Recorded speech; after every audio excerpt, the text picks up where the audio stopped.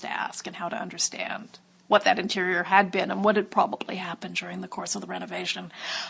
Brian said, having looked at photographs from before and after and during, I really believe that the tile was removed and what was replaced is not entirely, or if at all, real Batchelder tile, and there's one particular tile which is actually placed upside down. So I think that the people who own the condos in these units, if they really care about whether they have an Ernst Batchelder interior or not, they should just go to that one column, which I can point out to them, and do some forensic anthropology and figure out what's there. That's not being done. They're being boxed in. And I'll just leave this here. This is a building that's getting Mills Act tax credits as a historic monument, in part because of the Batchelder tile in the interior, which may or may not be there, and the Office of Historic Resources has suggested to the building owners, who just got this tax option, that perhaps they should consider going out and sourcing some real Batchelder tile and replacing what was lost. Obviously, that's not going to happen as part of the current build-out because these columns are in boxes, but maybe somewhere down the road that can be done, and it would be nice to see the Batchelders come back. It really would. All right, Cam. Good job. The original Taco Bell in Downey on Firestone Boulevard is in imminent danger of demolition. I guess, well, this is so sad. Yeah, there's not a lot of information. It hasn't been a Taco Bell for a long time. It was another Mexican restaurant, but it's the classic 60s Taco Bell that we all know.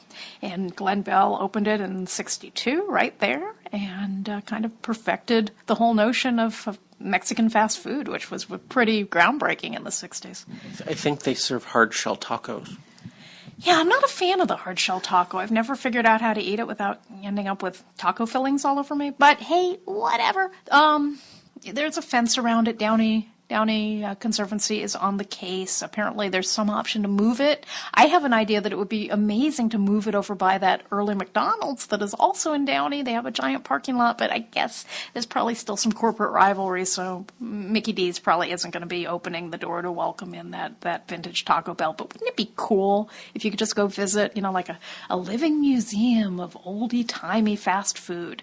And I guess maybe it's available. If anyone out there would like a Taco Bell, contact the Downey Conservancy and maybe they can help you out. Okay, Kim, take a sip of tea because we've got one last closely watched train. This one's yours. Well, okay, so, I mean, I can tell last week, Ray Bradbury's house in Sheffield Hills. Disclaimer, I grew up in Rancho Park. I grew up just the other side of Motor and Manning. From this house, I would often see Ray Bradbury in the neighborhood growing up. Ray Bradbury's house was torn down. The new owners of the Bradbury house is architect Tom Main, who, amongst other things, designed Cooper Union's latest campus, which bankrupted the university. So he tore it down. I find this unfortunate. I find it interesting that about 2 weeks before a new ordinance passed by City Council in the middle of December goes into effect, this new ordinance that was passed in the middle of December would have given a 45-day freeze on the building because it's over 45 years old, and it would have caused public notices to be posted of the demolition permit that had been filed for the building. So I find it interesting. No, I don't find it interesting. Tom Main is a very successful architect. He obviously has the resources to hire a really good land use consultant who understands the ins and outs of these things quite well. And their timetable was, I'm sure, drawn up by people who are very well versed in this process. And now the house is gone. And I guess part of Ray Bradbury's study was removed to the University of Indiana, where the Bradburys decided to accession his material, which I don't really understand why they decided to accession it outside. But I wasn't at those meetings. And having been in a number of accession meetings, nothing would surprise me.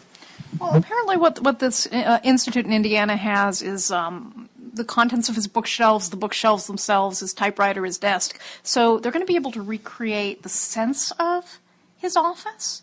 But come on, if you don't take the walls, it's not really a recreation.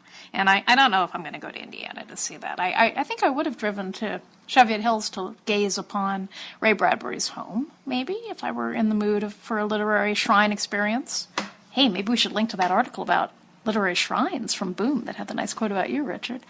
But you can go to the Los Angeles Public Library and you can visit two literary squares, John Fonte Square and Ray Bradbury Square, both in front of the library. And I recommend doing so. And probably the best way to honor Ray Bradbury in Los Angeles is to go read a book. Yeah, okay, so let's wrap up this watch train. So God bless Tom Main. Perfectly within his rights to have done what he did. I don't respect the decision at all, but it's his decision, and he got to make it. I think I have no questions for him. I have questions for the city of Los Angeles. I have questions about what sort of carrots and sticks the city of Los Angeles has to make preservation a bigger part of public policy. I know that the mayor's office cut funding to the Office of Historic Resources, so it is harder for them to manage their existing historic preservation overlay zones and harder for them to start them. Who do we write to? I mean, this is nuts. With all the money the city has, they're cutting historic resources? You can write to the mayor of Los Angeles, which I think is like Eric at ericgarcetti.org or something like that. Or we could tweet at him. Yeah, you should DM him. That's what you should. You should direct message the mayor. So what carrots and sticks do they have to make preservation a bigger part of public policy? The whole Cheviot. It's interesting because Cheviot Hills is an old neighborhood. Beautiful. Previous council members, I believe Edward Edelman, who went on to become a supervisor, really powerful guy. He was lived in the neighborhood and made sure that the underground utilities got put in because he was. It's interesting, the notion of council members advocating for their neighborhood. You look at good old blackjack John Ferraro and his the Mile Park. The reason Larchmont and Hancock Park looks as nice as it does is Ferraro passed a neighborhood plan that says you can't develop here. And that's still in place, and that's hotly contested right now with... Well, it goes all the way down to Wilshire. It goes all the way down to Wilshire, and so that the Masonic Temple was purchased, and... Right, the Masonic Temple is being privatized as a museum for some billionaires because you can't do anything with it. You can't bring in parking. You can't do an event there. It's just not... It's kind of made them extremely residential spaces, even though it was developed as a commercial corridor. Right, and the old Farmers Insurance building, the Walker Nyson building from 35, which CIM, the people that tore down the studio in West Hollywood, the ones Sim Group. So they're having issues because of this protection. Dear old blackjack John Farrar put over the neighborhood. So these are interesting things to think about.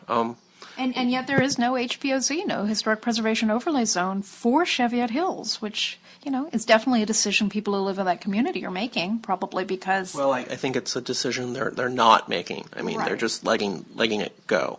Yeah, well, when your house is worth $2 million plus and your kids are like, hey, one day we'd like to cash out, it sometimes stops people from doing the right thing when it comes to preserving something really special that they've enjoyed.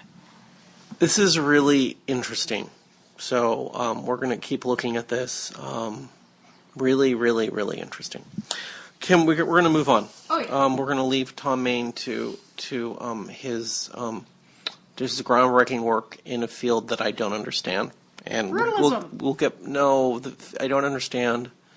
No, you're using architecture terms. Tom Main, as his predecessor William Pereira, he designs in whole environments.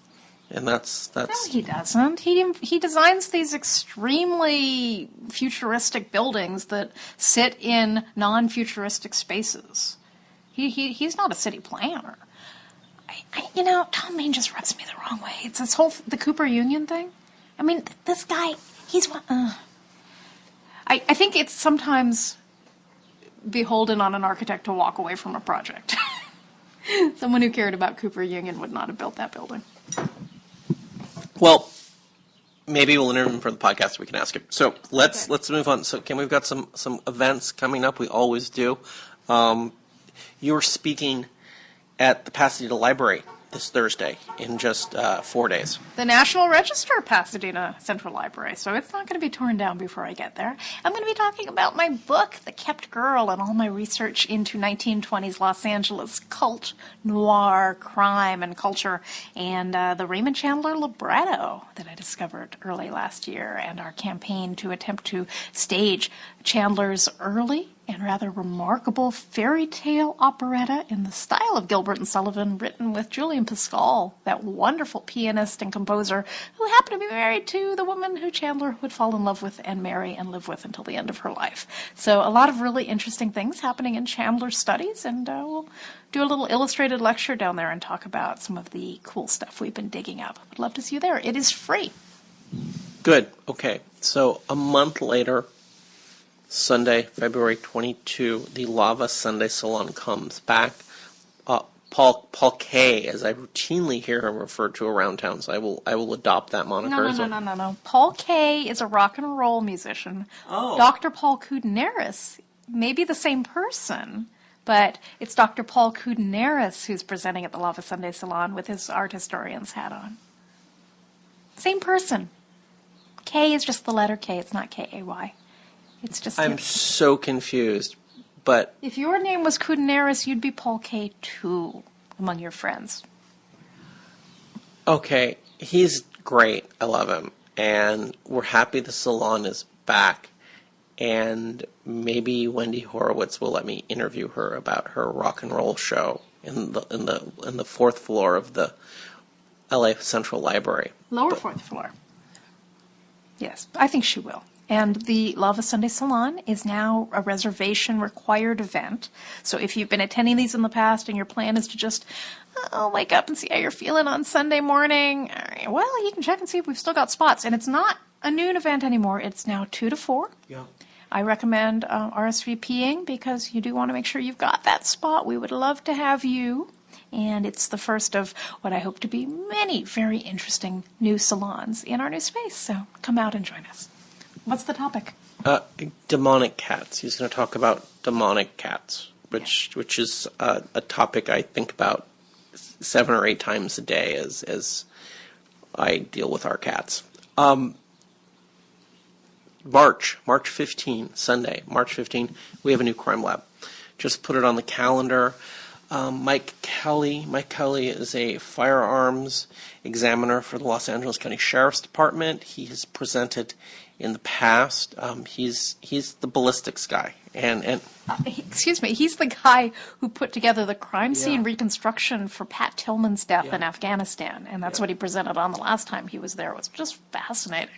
The kind of forensic science that's being done overseas in countries that are at war is really extraordinary, and some of that is being brought to our country. So it's if you're interested in civil liberties and justice issues, definitely coming down and seeing what Mike knows is in your interest. These are fascinating new technologies. And the other lecture will be by our good friend Nick Guskos. Nick Guskos is with the Los Angeles County Sheriff's Department as well, and he'll be talking, you know, I know, he's such a good guy. He's going to be talking about investigating a gang murder inside the Los Angeles County jail system, which is a topic of particular interest to me, and I think he's aware of that, which is why he chose this particular focus, and I appreciate that. And he'll also he's gonna. There's a lab portion to the work to the day. Mike's going to be doing a lab, so you're going to show up. Let me just give this to you because I'm super excited. You're No, not going to let you do it. Mike's has a lot of show and tell, and Nick has a lot of show and tell for the labs. That's all I want to say. Okay. So it's not just their 2 lectures. We're really going to... Richard, this is You Can't Eat the Sunshine. This is not about forensic science seminars 2 months in advance. This is about preserving crummy apartment buildings. God damn it.